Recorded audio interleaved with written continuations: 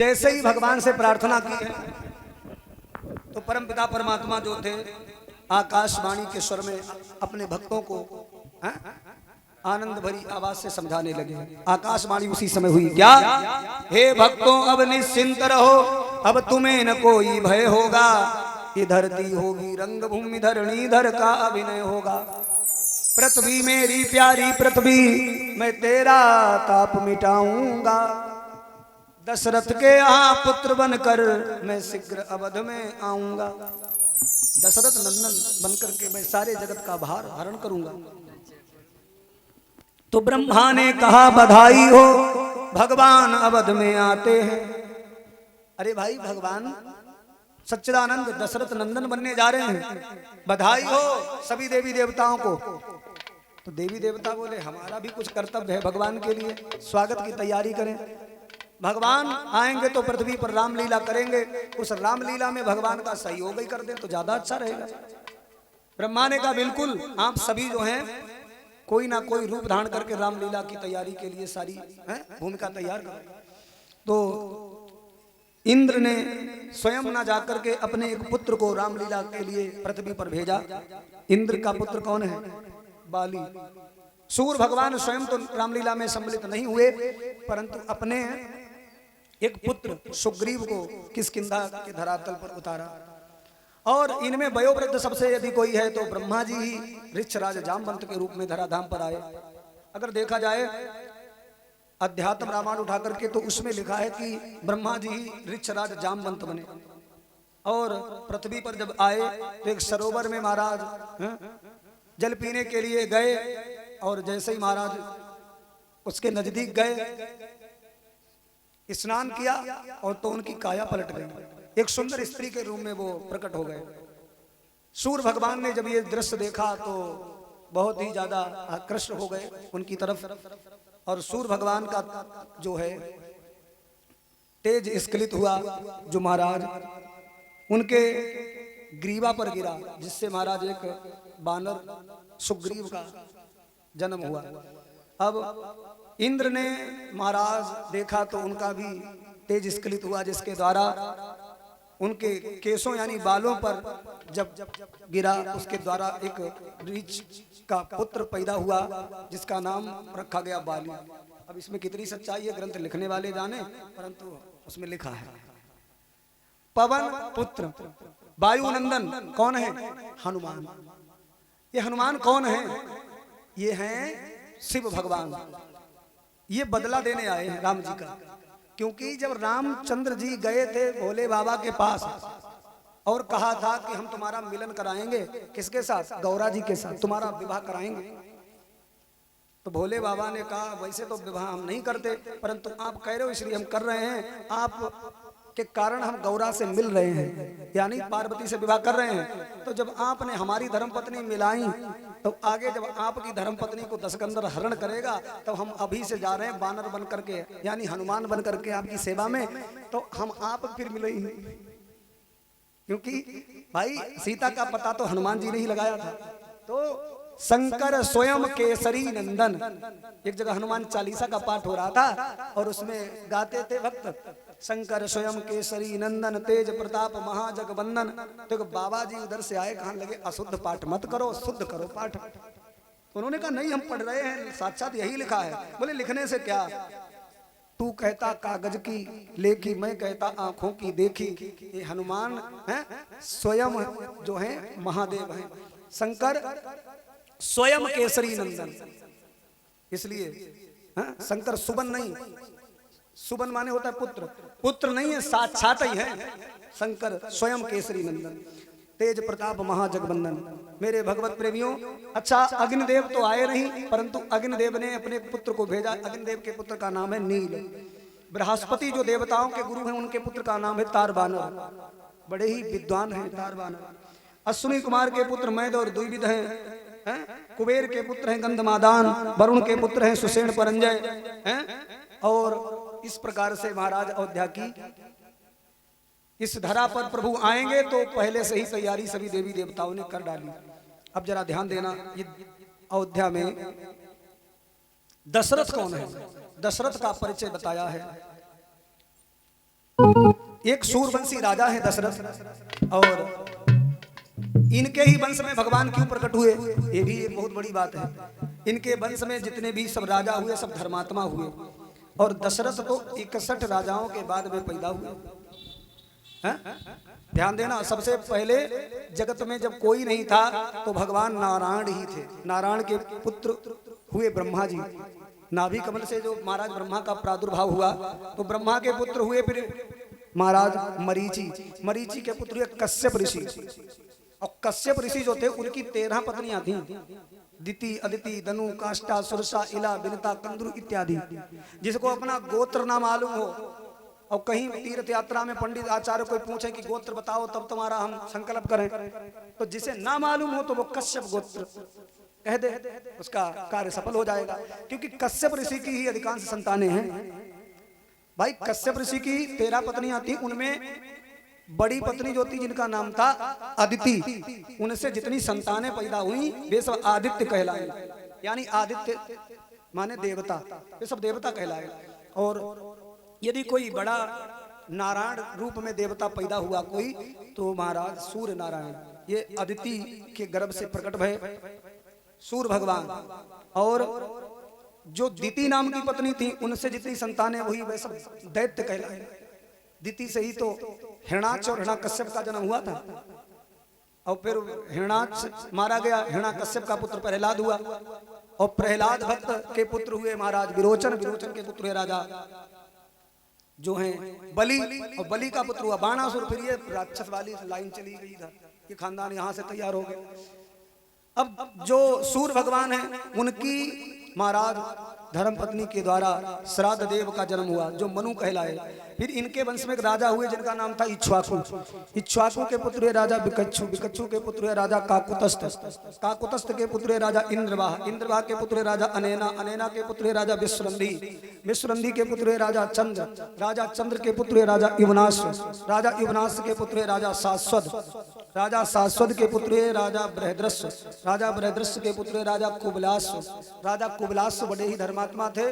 और फिर इनके पुत्र हुए महाराज राजा दृढ़स्य, दृढ़स्य के पुत्र हुए राजा हरस, हरस राजा के पुत्र हुए निकुंभ, निकुंभ राजा के पुत्र हुए बृहणस्य, राजा बृहणस्य के पुत्र हुए राजा कृतास्य, राजा कृतास्य के पुत्र हुए राजा सैन्यजीत, राजा सैन्यजीत के पुत्र हुए राजा युवनाश, राजा युवनाश के पुत्र हुए राजा मानधाता।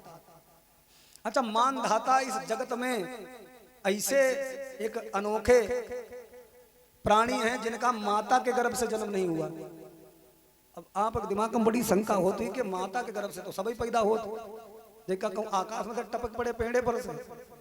तो सुनो क्या लिखा है। लिखा तो रामायण में यह है कि जब राजा युवनाश के कोई संतान नहीं हुई तब उन्होंने सप्त ऋषियों को बुलाया और अपने घर पर पुत्र कामेष्टि यज्ञ कराया। और जब यज्ञ किया जाता है तो मंत्र से आहुति यज्ञ में लगाई जाती है। घी से जो आहुति लगती है तो कुछ आहुतियां ऐसी होती हैं जो महाराज जल में शांत की जाती हैं, उसे जल को कहते हैं अभिमंत्रित जल। और वो जल आचार्य कह देते कि अपने पूरे घर पर छिड़क देना, और मनोकामना सिद्ध होने का बहुत बड़ा बल होता है उसमें। यज्ञ कराया पुत्र कामेष्टि यज्ञ, और सफलता हो गई यज्ञ में। रात्रि हो गई, सब सो गए, थक के सो गए। अब राजा जो थे युवनाश, उन्हें बहुत तेज प्यास लगी। प्यास लगी तो कुछ जल की खोज में इधर उधर भटके, नहीं मिला जल, तो एक घड़े में जल रखा था, वही उन्होंने उठा लिया और पी लिया। पी गए और सो गए। सवेरा जब हुआ तो महात्मा ज्ञानी विद्वान सभी जगे और कहने लगे, राजन अब तुम्हारा यज्ञ सफल हो गया, वो घड़े में जल रखा है, अपनी धर्म पत्नी देवी को पिला देना। उस जल के द्वारा ही तुम्हारे घर पर बहुत ही बलवान, बड़ा ही ज्ञानी और बड़ा सुंदर एक पुत्र का जन्म होगा। महात्माओं ने जब ऐसे कहा, राजा हाथ जोड़ के बोले, प्रभु वो तो रात हम पी गए, हमें बड़ी प्यास लगी थी, मैंने वही जल पी लिया।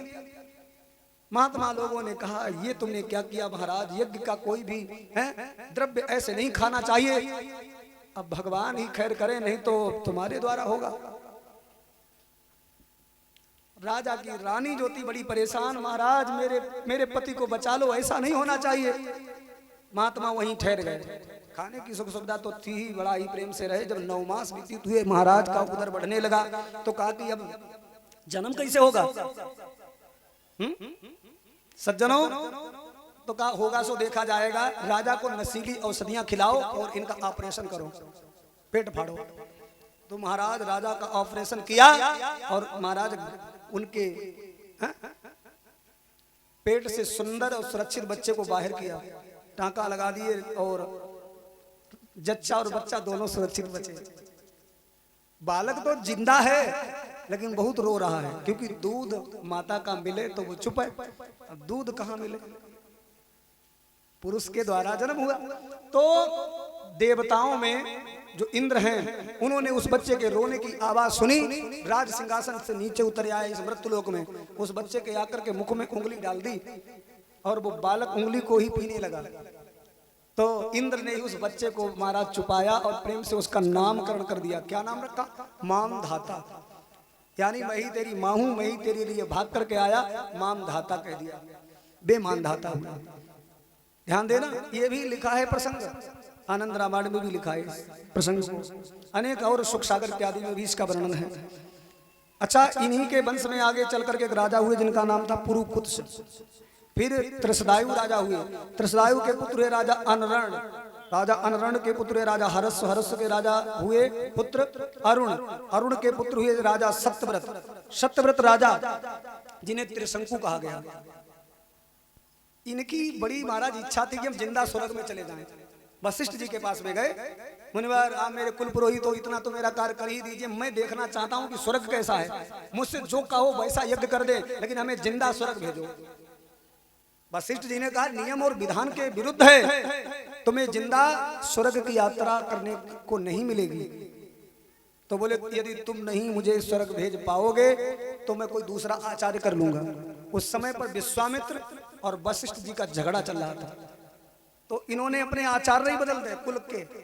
चले गए विश्वामित्र के पास, कहने लगे विश्वामित्र महाराज आप भी ब्रह्म ऋषि हैं और मुझे स्वर्ग जाना है, भेजिए। अनुष्ठान किया, तपस्या का बल लगा दिया और बल के महाराज तपस्या के प्रभाव से राजा जो सत्यव्रत हैं वो महाराज सीधे स्वर्ग की यात्रा के लिए आकाश में चलने लगे। और जैसे ही जाकर के ये देवताओं के लोक में पहुंचे और जैसे सीढ़ियों पर चढ़ने लगे, हलचल मच गई। जिंदा प्राणी स्वर्ग में आ रहा है। इंद्र ने कहा कोई भी हो, कोई समझौता नहीं, धक्का मार दो।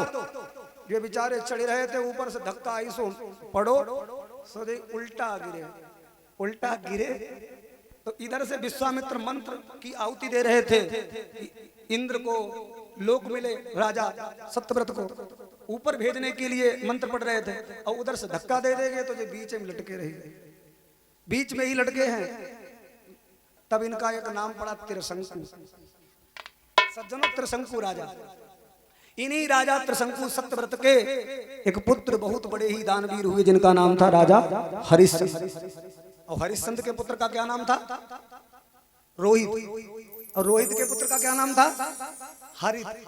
हरित के पुत्र का नाम क्या था? चंप। चंप के पुत्र का नाम क्या था? सुदेव। सुदेव के पुत्र का नाम विजय। विजय के पुत्र का नाम राजा भरुक। राजा भरुक के पुत्र का नाम राजा ब्रक। और राजा ब्रक के पुत्र है राजा बाहुक। बाहुक के पुत्र है राजा सगर। सगर के 60,000 पुत्र थे।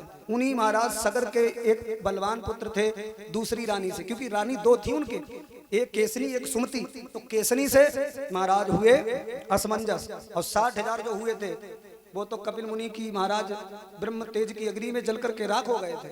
उन्हीं असमंजस के पुत्र हुए अंशुमान। अंशुमान के पुत्र हुए राजा दिलीप। राजा दिलीप के पुत्र हुए राजा भगीरथ, जो गंगा मैया को पृथ्वी पर लाए थे। इन्हीं राजा भगीरथ के पुत्र हुए राजा श्रुत।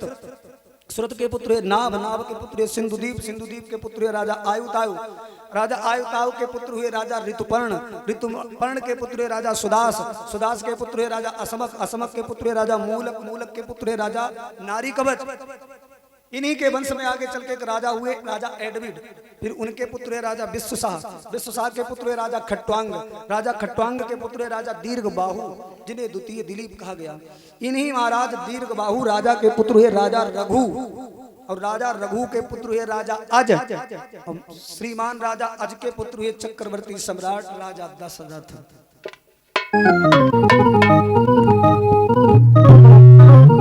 दशरथ इनका नाम है दशरथ। देखो जीवन का जो जीने का एक शरीर मिला है, ये शरीर रूपी रथ में महाराज 10 घोड़े बचे हैं, 5 कर्मेंद्रियां 5 ज्ञानेंद्रियां, और इनको चलाने के लिए कौन है, लगाम क्या है, बोले मन। और मन कंट्रोल कब आउट, जब बुद्धि के द्वारा मन को संभाला जाए तब ये रथ चलता है। राजा दशरथ, दिशाएं कितनी हैं, 10 दिशाएं हैं। 10 दिशाओं में महाराज राजा दशरथ का नाम बड़ा धर्मात्मा के रूप में जाना जाता है। इन्होंने अपनी 10 इंद्रियों को एक रथ बनाया और धर्म के कार्य किए, कभी गलत आचरण नहीं किया, इसलिए महाराज इनको दशरथ कहा गया। और इन्हीं की एक टक्कर का उस समय पर राजा हुआ, वो है कुख्यात और जय है विख्यात। अब वो कुख्यात कौन है, वो है 10 मुख, जय है दशरथ। 10 रथ 10 मुख, एक अधर्म करता है, एक धर्म में प्रवीण है। महाराज राजा दशरथ बड़े ही सुंदर थे, बलवान योद्धा थे। राजा के घर में 3 रानियां हैं, फिर भी कोई संतान उत्पन्न नहीं हुई। कि धन धान्य पूर्ण था जन समाज, और उद्योग पूर्ण जीवन।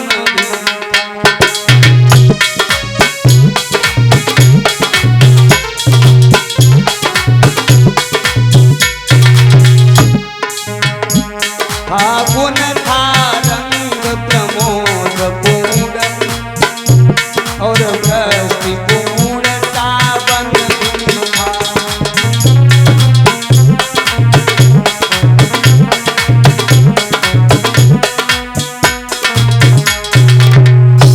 सब था राजा के पुत्र न था, दत्तक भी कोई लिया न था। धना ने बेटा दिया न था, घर तो था घर का दिया न था।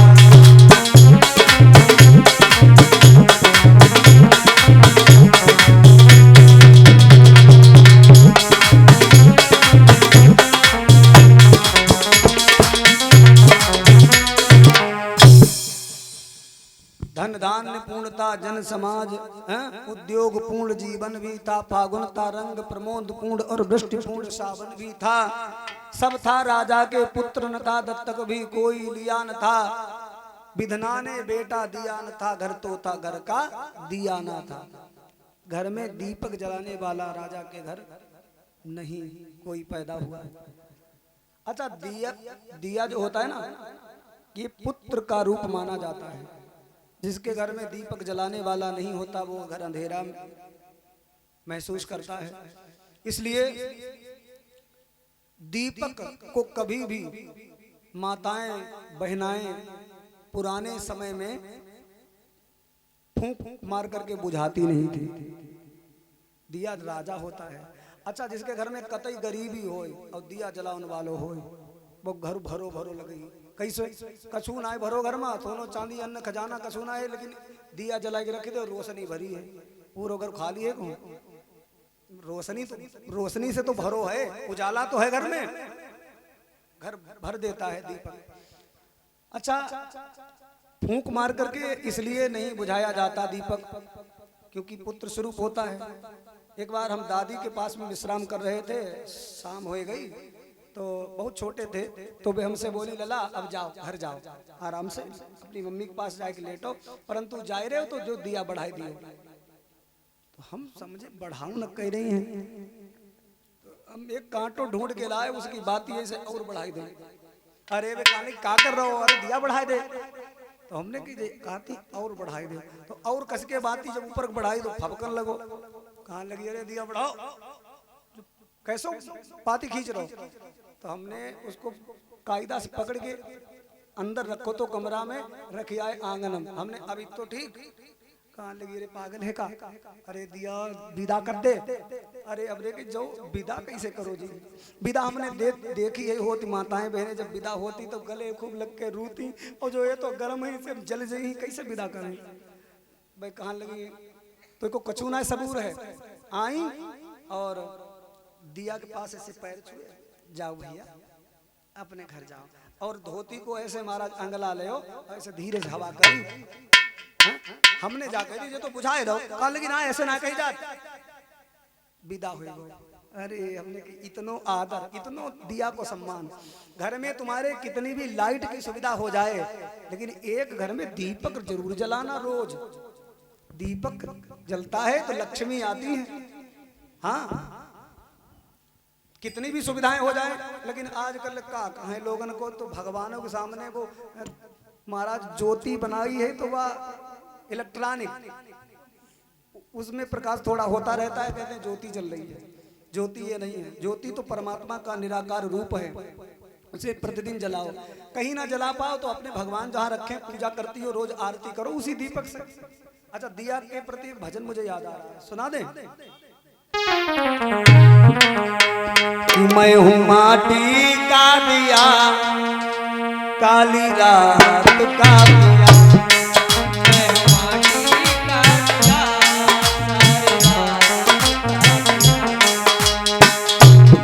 मैं हूँ माटी का दिया, काली रात का दिया।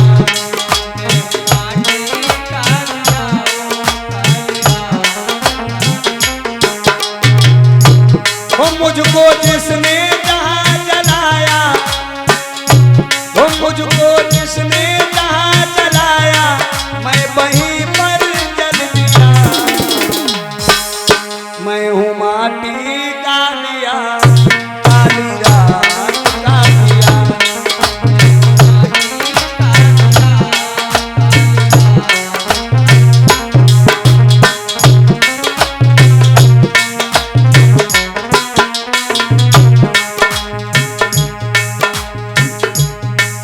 अरे सूरज बोला मेरे बाद उजाला कौन करेगा? सूरज बोला मेरे बाद उजाला कौन करेगा? अरे सूरज बोला मेरे बाद उजाला कौन करेगा?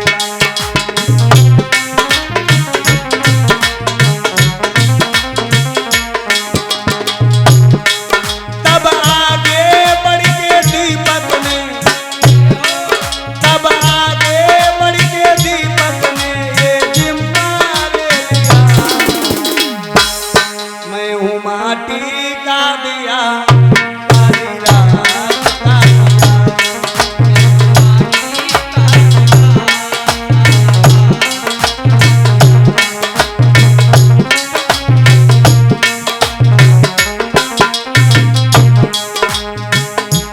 भगवान की आरती बिना दीपक जलाए नहीं होती। हाँ? कोई आरती उतारे चाहे सब पे जलाए, कोई आरती उतारे चाहे सब पे जलाए।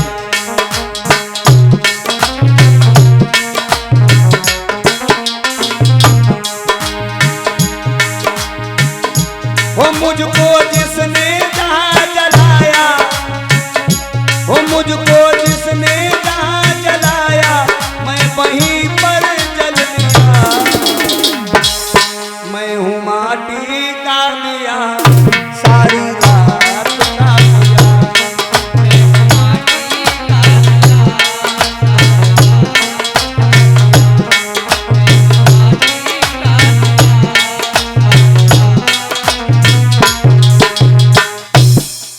मैं हूँ माटी का दिया, काली रात का पिया।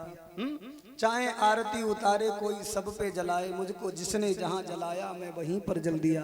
अच्छा दिया के ऊपर मैंने इसलिए प्रवचन किया क्योंकि हम लोग अपनी भारतीय संस्कृति को भूलते जा रहे हैं। हाँ? जिस दिन घर में बच्चे का जन्मदिन मनाएंगे उसी दिन अशगुन करेंगे। अशगुन कैसे जानते हो? गुब्बारा से पूरा घर सजाएंगे, हैं? मेहमान बुलाएंगे, तीर पड़ोसी नातेदार रिश्तेदार सब आएंगे और केक मंगवाएंगे, हैं?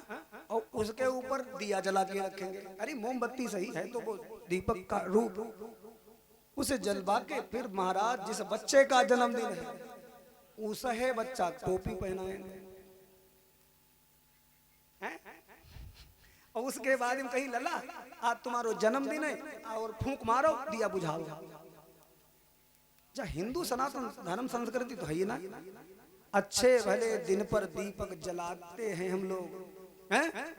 कोई भी दिन में चाहे पूजा पाठ हो पंडित जी का दीपक जलाओ भाई, आरती करना है, क्योंकि हम लोग इतने ईमानदार हैं सनातनी, अंधेरे में तो कोई काम करो ही नहीं, यानी छल कपट करते नहीं है। उजाले में दिया को गवाह बना लेते हैं, दीपक गवाही देता है कि मेरे उजाला में भो काम। इसलिए महाराज दीपक को दिन में भी जला करके यज्ञ और पूजा आरती होती है। और जिस बच्चा को जन्म दे उसे पर कहा दिया बुझावो, अशुगुन कराई रहे, और जब दिया बुझ जात तो उसके जीवन में अंधेरो ही आई जात। लेकिन मूर्ख लोग ताली बजाओ, गुब्बारा फोड़त तो ताली बजाओ तो कमर मटकाए कर हैप्पी बर्थडे टू यू। ये फुहड़ता हमारे भारत की नहीं है, ये विदेशी कल्चर है।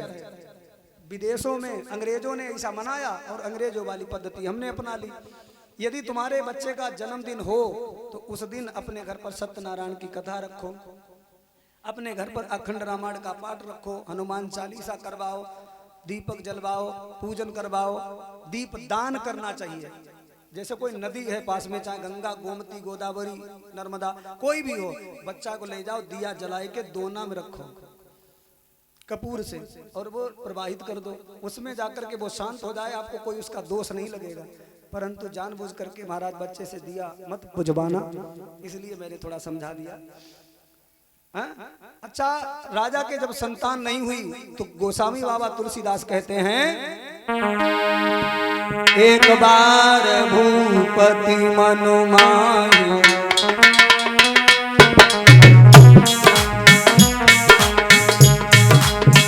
एक बार भूपति मनु माहि, भई गदानी मोरे सुतनाई।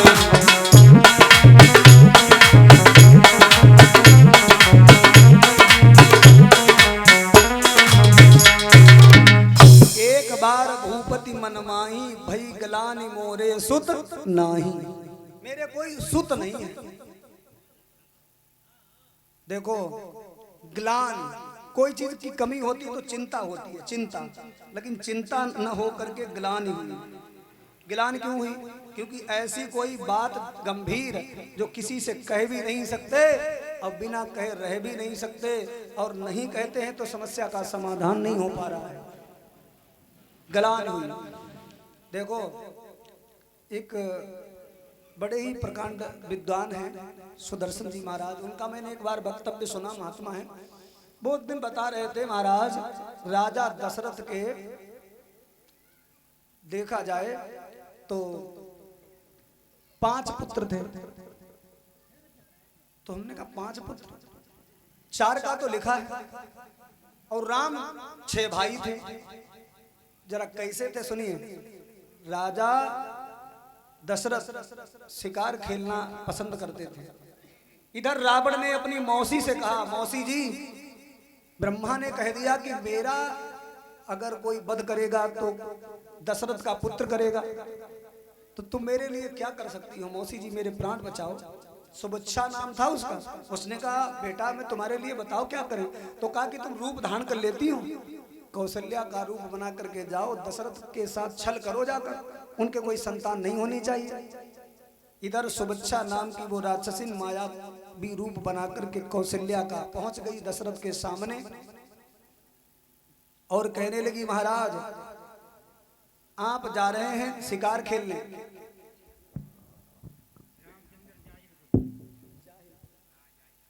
जाहिरपुर से महाराज रामचंद्र भैया जी की तरफ से दान हो रहे हैं। 11 मुद्राएं भगवान सर्वदा सुखी रखे, कल्याण हो, दया दृष्टि बनी रहे। बोलिए गोविंद भगवान की जय हो। शेरा वाली मैया की जय हो।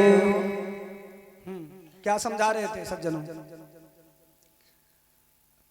कौशल्या का रूप धारण करके वो सुबच्छा नाम की राक्षसिन आई और राजा दशरथ से कहने लगी, स्वामी जी शिकार तुम अकेले अकेले चले जाते हो खेलने के लिए, और मेरा मन होता है कि मैं जंगल का एरिया देखूं, भ्रमण करूं, हिरणों को देखूं, क्या मुझे नहीं ले जा सकते अपने साथ? राजा ने कहा, अब तुम मान नहीं रही हो तो चलो आओ, तुम भी चलो। अब असली रानी वो महल में है और ये महल से ही महाराज निकल पड़ी, एकदम दिखाई दिया, रथ पर बैठा लिए महाराज दशरथ और सीधे जंगल में गए शिकार की तलाश में। परंतु धीरे धीरे धीरे धीरे मौसम सुहाना और बहकी बहकी बातें करके महाराज राजा दशरथ को उसने अपने प्रेम जाल में फंसाया और कहा, महाराज मेरी कामना है, मेरी इच्छा है, उसकी तृप्ति आपके द्वारा हो सकती है, आप मेरे पति हो, भला मैं किससे कहूं? रतदान अगर मांगे नारी तो देना धर्म बताया है, तो आप मेरी इच्छा को पूर्ण करिए। महाराज राजा दशरथ के द्वारा उसका संयोग हुआ।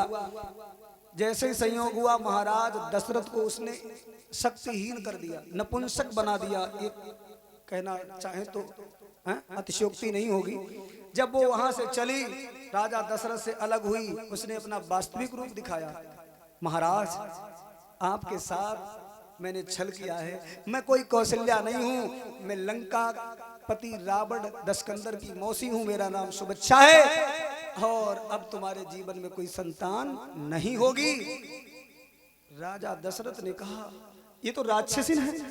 भयानक विकराल रूप देख करके राजा बड़े घबरा गए, परंतु वो तो चली गई।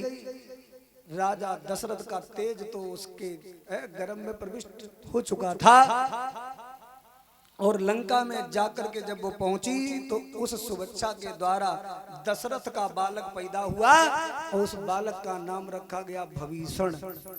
ये राम के सबसे बड़े भाई थे। बोलो गोविंद भगवान की जय हो। इसीलिए रामचंद्र जी को 14 वर्ष का वनवास हुआ, क्योंकि बड़े भैया जब तक राजगद्दी पर ना बैठ जाइए तब तक हम कैसे राजा बने। जब भविष्ण आए थे रावण की लात खाकर के राम के पास, तो रामचंद्र जी ने भविष्ण को देखते ही समुद्र का जल लिया और तिलक कर दिया और कह दिया, लंकेश तुम्हें राजगद्दी पर बिठाया जाएगा। तो सुग्रीव ने कहा, महाराज इतनी जल्दबाजी अच्छी नहीं होती, अभी तो संभावना है कि रावण के साथ युद्ध होगा, और कहीं रावण ने सीता को लेकर के यहाँ आने की इच्छा जाहिर की और वो आ गया आपके शरण में, और जो शरण में आता है रघुवंशी उसे मारते नहीं है, फिर क्या करोगे? भविष्ण को कहां का राजा बनाओगे? तो रामचंद्र जी ने कहा, चिंता मत करो सुग्रीव, मैंने प्रण किया है कि भविष्ण को राजा बनाएंगे, तो राजा बनाएंगे। 14 वर्ष बाद जब हम जाएंगे, भरत मुझे राजगद्दी पर बिठा करके तिलक करेगा, तो मैं अपनी जगह पर भविष्ण को बिठा दूंगा, अयोध्या का राजा बना दूंगा। ध्यान रखना, रघुवंशी वचन के बड़े पक्के होते हैं। इधर जब महाराज को यही ग्लानि है, क्या ग्लानि है? एक बार भूपति मन माही और भई ग्लानि मोरे सुत नाही, अब तो मेरे संतान होंगी नहीं, क्या करूं? वैसे इस ग्लानि के कई अर्थ हैं, लेकिन अगर सब अर्थ समझाए जाएं तो फिर समय नहीं मिलेगा राम अवतार का। ध्यान देना मेरे भगवत प्रेमियों, ग्लानि जब हो तो हर जगह महाराज ना कहो। हृदय यदि दुखित हो तो अपना दुख हर व्यक्ति के सामने मत कहो, क्योंकि दुनिया के लोग बड़े ही लालची हैं।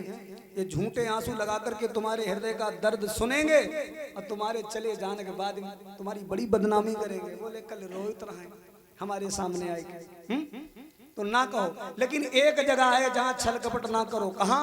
गुरु के पास। तो गुरु गृह गया तुरंत महिपाला,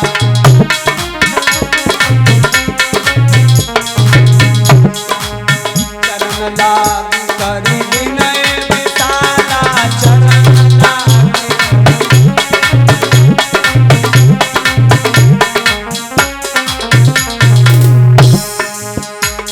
हे गुरुदेव, मेरा वंश क्या मेरे साथ ही समाप्त हो जाएगा? सारी बात बताई रोते रोते। वशिष्ठ जी ने कहा चिंता मत करो। अरे धरहु धीर हुई सुतचारी, प्रभु बन विदित भगत भयहारी, प्रभु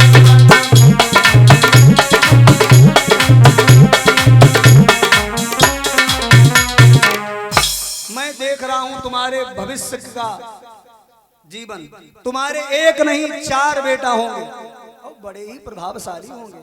सच्चिदानंद परमात्मा ही मानो साक्षात आएंगे, परंतु ऐसे नहीं। जब तक गुरु कृपा नहीं करता तब तक भगवान की प्राप्ति नहीं होती। ऐसे भगत जी बने बने खूब डोलते रहो, नाम जपते रहो, कल्याण तो हुई है, लेकिन भगवान की प्राप्ति नहीं होगी। आज आप मेरे पास आए हो, इतने दिन से आए ना, कबू जा चर्चा ही ना करी। अब जाओ, मेरा आशीर्वाद है।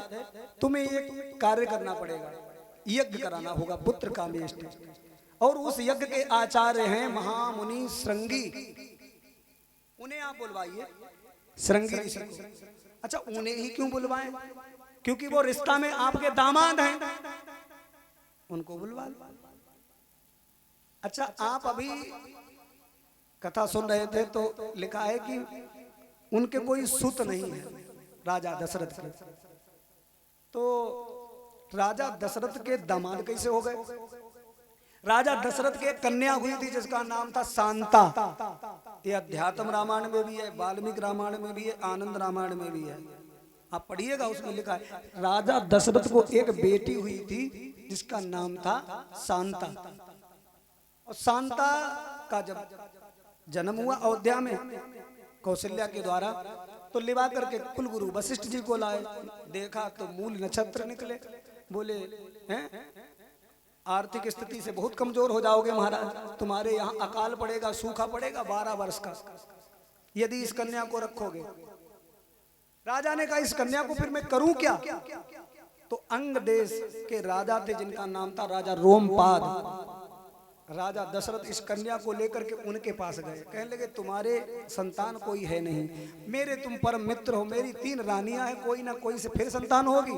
अब तुम ऐसा करो, इस बेटी को तुम ही पालो, और अंदर की बात ना बताई कि जब मूल नक्षत्र की है वो इस तरीका की घटना घटने वाली है तुम्हारे राज्य में। अपना राज्य बचा करके वहां दे के आए। और वह कन्या जब शांता नाम की बड़ी भई, सियानी भई, 12 वर्ष की हुई, तब तक अंग देश में बरसात नहीं हुई, लोग भूखों मरने लगे। तो विद्वानों से परामर्श किया कि इसका विवाह कहाँ करें?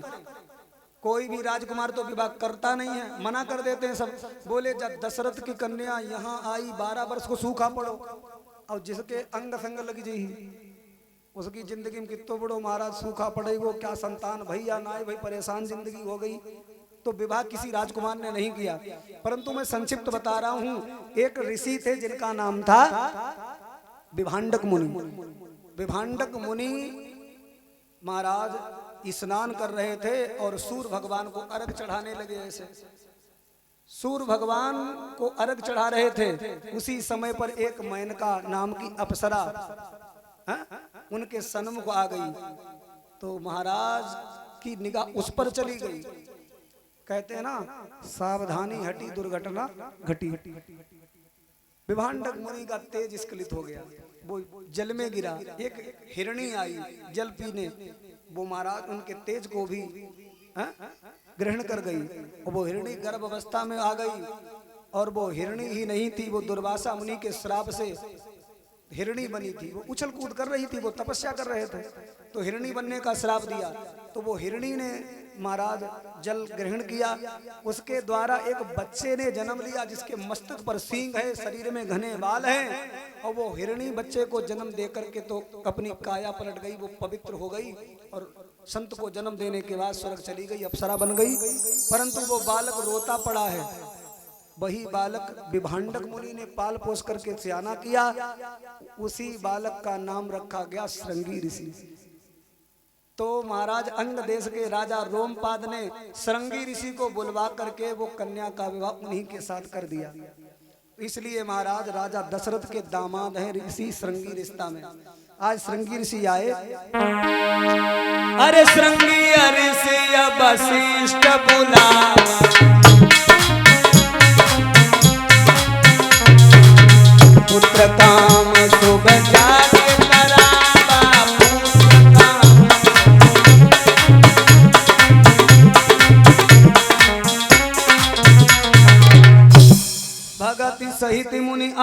होती दीने,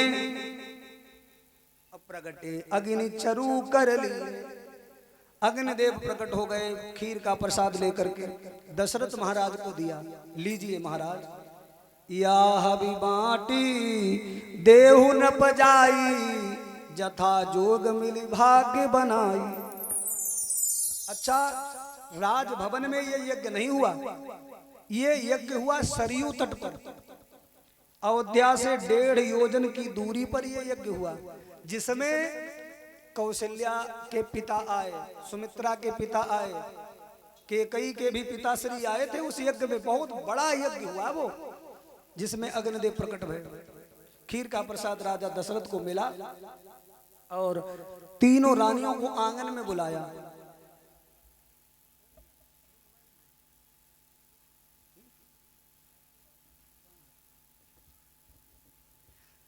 तीनों रानियों को बुलाया और वो प्रसाद का वितरण करने लगे। कैसे? अर्ध भाग कौशल्य ही दीना, उभय भाग आधे कर लीना।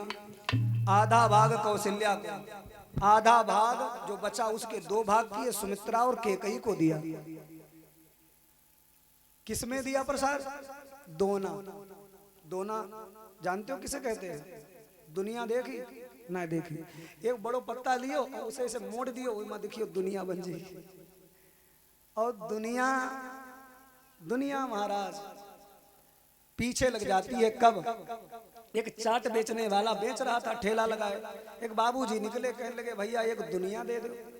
उसने कहा ऐसे थोड़ी देंगे, आप 10 रुपया खर्च करो, चाट पसंद हो तो खाओ। दुनिया पीछे लगी चली गई। तो जिसे जिसे महाराज भगवान की कथा रूपी चाट पसंद है, उसके दुनिया पीछे लगी है। अच्छा भाई, हमारी आपकी कोई जान पहचान नहीं, हम आपके कोई रिश्तेदार नहीं अगर देखा जाए, फिर भी आपने मुझे बुलवाया, और केवल आप ही नहीं बुलवाए, इसके बाद हमें लगातार फागुन महीने तक, मार्च तक लगातार कथाएं मेरी डायरी में नोट है, कहाँ कहाँ नहीं है। भगवान की कृपा है। दुनिया पीछे लगी है, और जब कथा कह करके चलते हैं, ऐसा माहौल हो जाता, ऐसा जुड़ाव हो जाता है कि सगे रिश्तेदार का मानेंगे।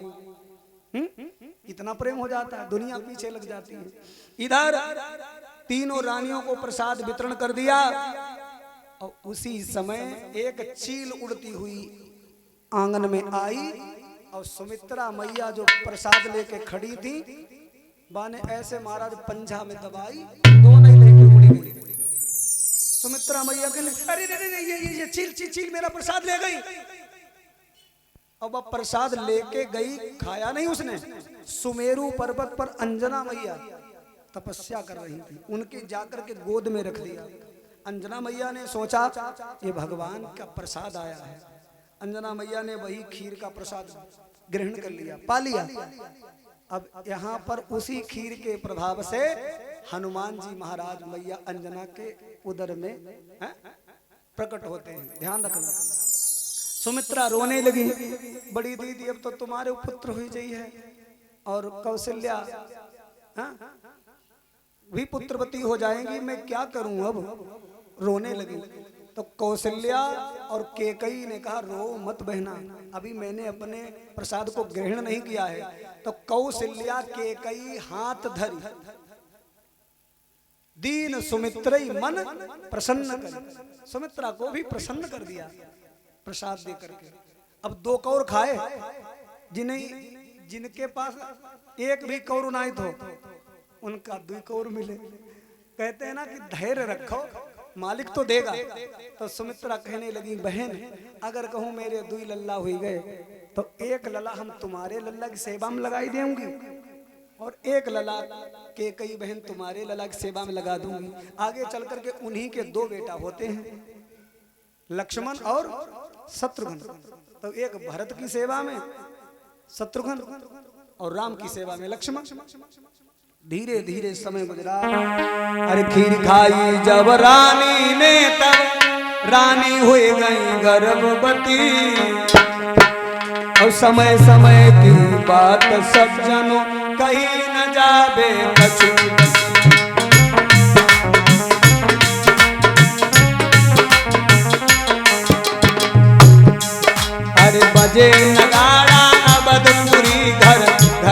खुशियाँ छाई है। अरे राजा दशरथ हित में अब धनवाल तो रहे आई।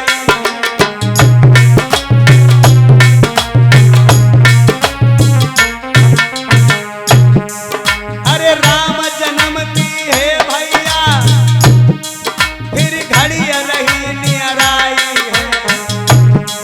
अरे धीरे धीरे समय बीत गो चैत महीना गो आई।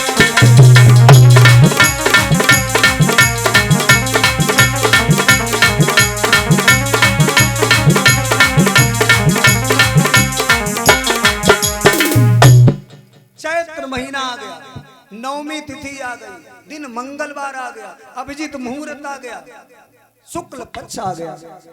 हाँ? देखो भैया, अवधपुरी में कौशल्या मैया एक कक्ष में बिल्कुल एकांत में भगवान का ध्यान कर रही थी। नवमी तिथि मधु मास पुनीता, शुक्ल पक्ष अभिजित हरि प्रीता।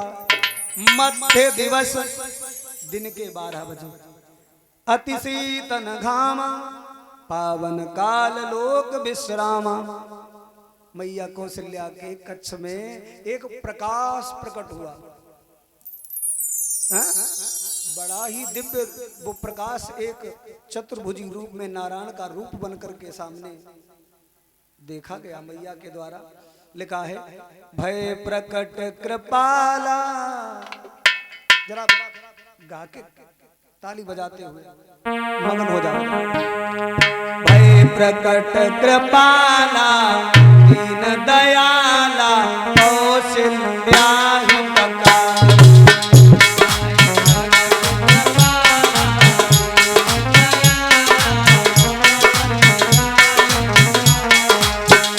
हर्षित महतारी मुनि मनहारी अद्भुत रूप विचार।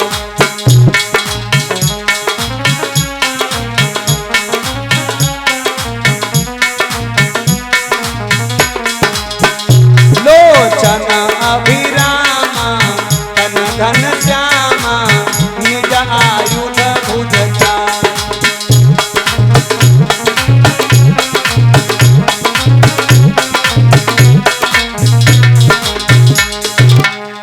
भूषण बनमाला नयन विशाला शोभा सिंधु करा।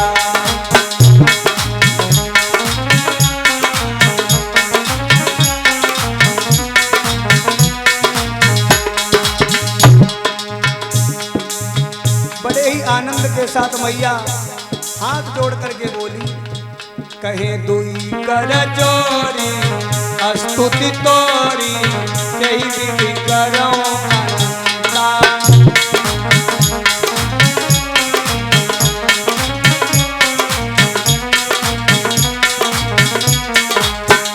माया गुण ज्ञाना तीत अमाना वेद पुराण बनंता।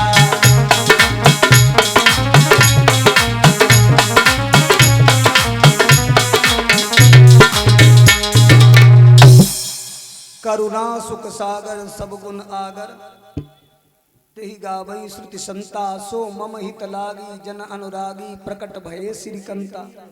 ब्रह्मांड निकाया निर्मित माया, रोम रोम प्रतिवेद कहे, मम उरसो वासी या उपहासी, सुनत धीर मति थिर न रहे।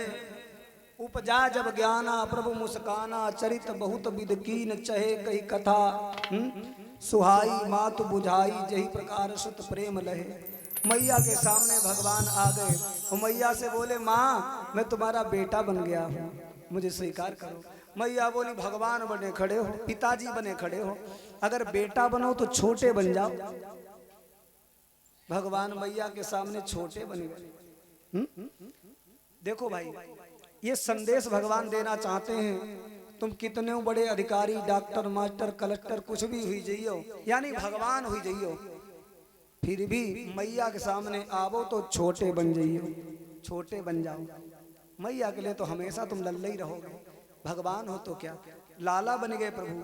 अब चुपचाप लेटे हैं तो कौशल्या मैया बोली, बड़े बूढ़े बाबा तेरा चुपचाप लेटे हो, रो बो, तभी तो मेरो घर भरे गो रोने की आवाज से।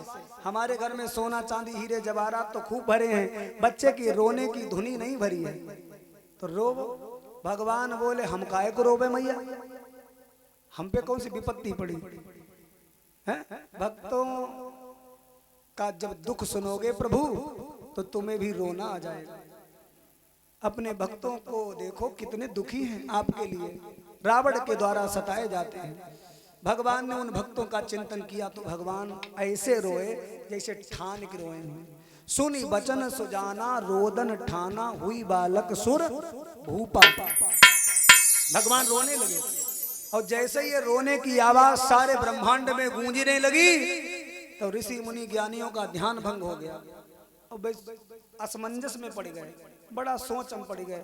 कहने लगे ब्रह्मा जी हमने तो जा सोची थी कि भगवान को अवतार होइगो तो हमारो जन्म जन्म को रुइबो दूर हुई जाइए, लेकिन हम जिनसे उम्मीद लगाए रहे वे खुद ही रोते ही भे आए। अब हमारो दुख कौन दूर करेगो?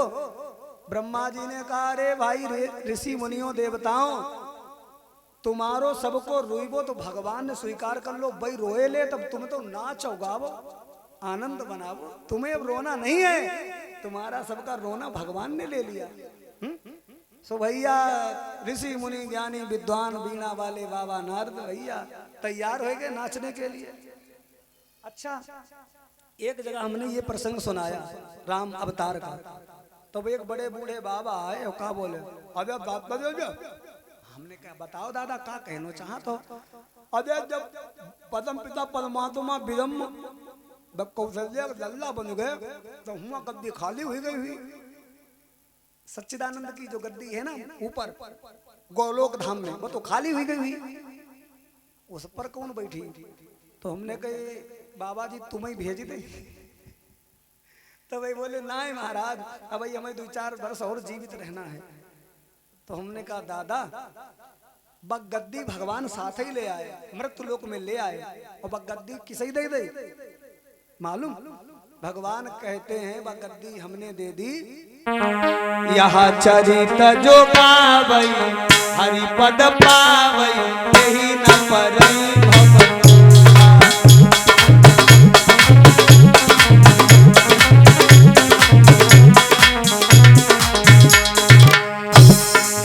विप्रधेनु सुर संतहित दीन मनुज अवतार निज इच्छा निरमित तनु माया गुण गोपाल।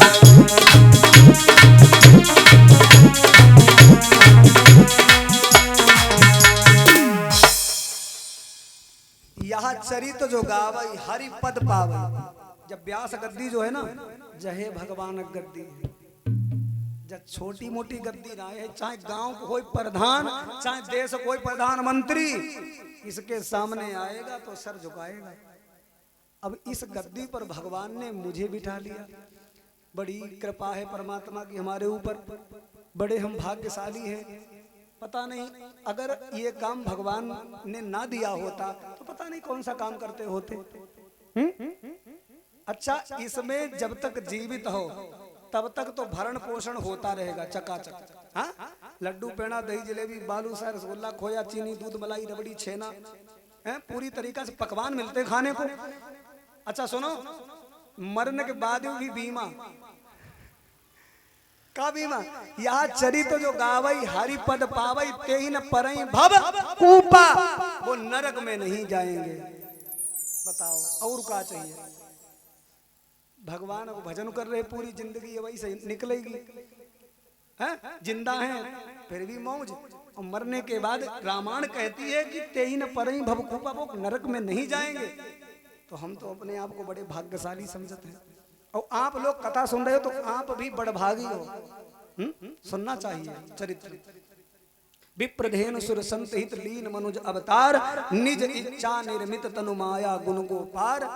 राजा दशरथ के पास में एक बांदी गई, महाराज की जय हो बधाई हो। राजा ने कहा कहो देवी क्या बात है? अरे महाराज आपके घर में बड़ी रानी कौशल्या के द्वारा एक लाला ने जन्म लियो है, नीलमणि जैसो है, बड़ो ही सुंदर है। अब वो कहकर हट नहीं पाई, तब तक मंथरा आई। महाराज महाराज की जय हो। क्या हुआ मंथरा? अभी अभी महारानी केकई के राजभवन में बच्चे के रोने की आवाज मिली है। बालक बहुत खूबसूरत है, जल्दी से आप दर्शन करने चलिएगा। राजा ने कहा धन्य है, 2 पुत्र हो गए। तब तक एक बांदी और भागती हुई आई। महाराज की जय हो, सुमित्रा के राजभवन से आ रही हूँ, रानी के द्वारा एक लाला ने जन्म लियो है। अब पूरी बात कही ना पाई, तले का और आए गई भागत में बांधी। अरे कहा लेकिन नकटी पूरी बात बताओ, उनके तो 2 ही हैं। अब कितने हुए गए? 4। तो दशरथ पुत्र जन्म सुनि काना, मानहु ब्रह्मानंद समाना। ब्रह्मानंद उमड़ रहा है, परमानंद पूरी मन राजा, कहा बुलाई बजाबो बाजा। अरे आज बाजा बजाओ, उन बालक बुलवाओ, हमारे द्वारे पर बधाई गवाओ। चारि जन्मे ललनवा, भवन बामई बाजई बजनवा।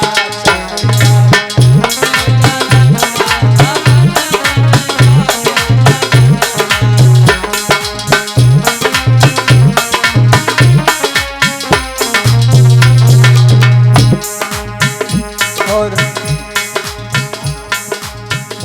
संतोष पाल जी भगवान राम जन्म की बधाई में 101 मुद्राओं से महाराज बधाई दे रहे हैं।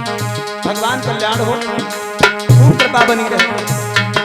चारि चारि प्रगटे ललनवा, भवनवा में बाजई बजनवा।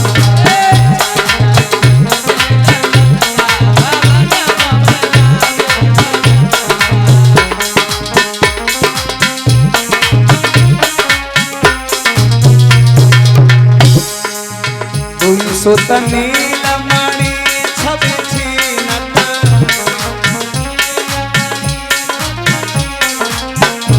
अरे 2 सुत कंचन बरनवा। 2 सुत कंचन बरनवा, भवनवा में बाजय बजनवा।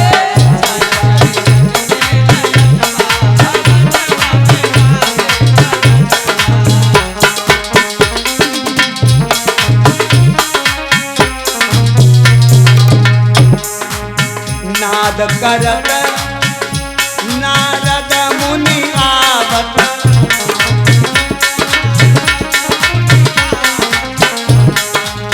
नाद करत नारद मुनि आवत।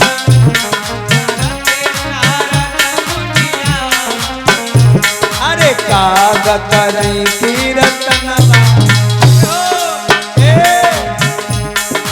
काग करई कीर्तनवा, भवनवा में बाजय बजनवा।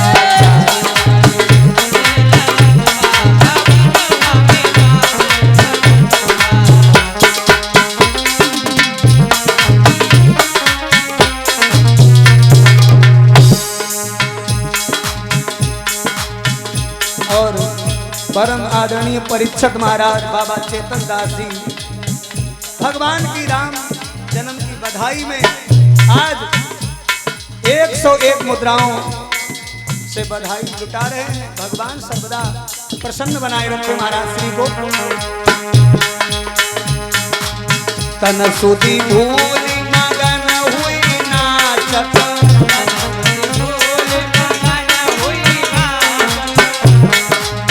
तन सुधि भूलि मगन हुई नाचत।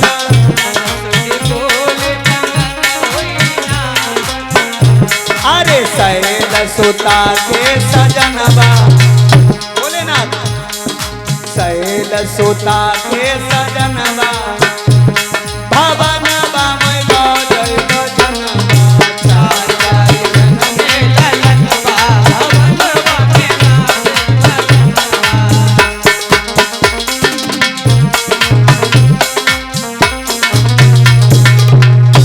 राम जन्म की बधाई तो गाई जा रही है, सबसे ज्यादा आनंद आ रहा है साधु संत महात्मा ज्ञानियों को। सुरेश मुनि महाराज 51 मुद्राओं से बधाई लुटा रहे हैं। भगवान कल्याण करें। सखी बनी नाचन लगे सीता मुनि, सखी बनी नाचन लगे, इनको बस में रहो नाई मनवा, इनको बस में रहो नाई मनवा, भवन कामवा जय भजन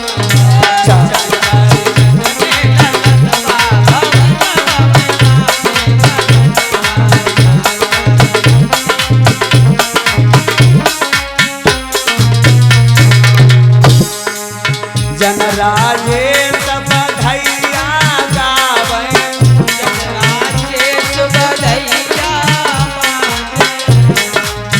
जन राजे सब धैया गावे, अरे जन राजेश बधैया।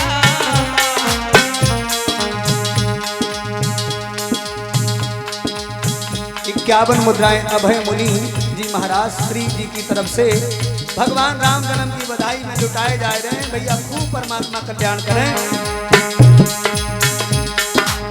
जन राजेश बधैया गावे,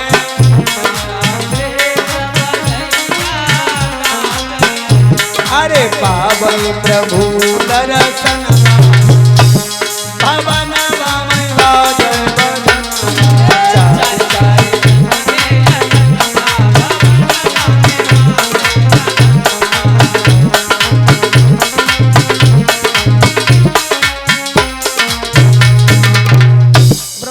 नाचे, नारद नाचे, नाचे सारे ऋषि मुनि। तो कोई ऐसो ना है बचो जिसको उमंग जाना है बनी। सब बड़े प्रसन्न हैं। ध्यान रखना, भगवान के चरित्र, भगवान की बधाई में यदि नृत्य करने का भी अवसर मिले तो अवश्य महाराज कर देना चाहिए, उसमें कोई संकोच नहीं, परंतु जिसकी इच्छा हो। देखो भाई, दिल्ली में हम कथा कर रहे थे तो एक बड़ी बूढ़ी माता, उन्हें बिल्कुल महाराज उठो ना जाए, बड़ा तेज उन्हें बुखार, लेकिन कथा की बड़ी प्रेमी शौकीन, अपने पोता जो थे उनसे कही अरे हमारे कथा में बैठा चले, तो दुई उनके पोता उनकी बाह पकड़ के लाए, वो सामने ही बैठा था। कथावाचक मतलब कथा हो रही थी हमारे सामने पे बैठी, और मर कहाँ पे बिचारियों कथा सुने मन से। की बधाई आई सो मैया ऐसी थे कहीं लेके नाचन लगी हैं, सो लोग देख के दंग रह गए, बोले इन्हें तो बड़ी तेज बुखार था हैं, काहे को नाच रही हो मैया? तो कहने लगी आज ना नाचोगी तो कब नाचोगी हैं? अपने पोती पोता तो खूब ही नाची, लेकिन आज राम की हैं कथा सुनी, राम को जन्म भयो तो आज तो नाच नहीं है। मैया बड़ी प्रसन्न है। तो ये भक्त का भाव होता है, भगवान के प्रति जो भी आप समर्पण करो वही महाराज स्वीकार है परमात्मा को। अब साथियों, आरती का समय हो चुका है, सभी भक्त अपने अपने यथा स्थान पर खड़े हो जाएं। अरे मणियों से फुलझड़ियों से सजा राम दरबार, शोभा अजब बनी,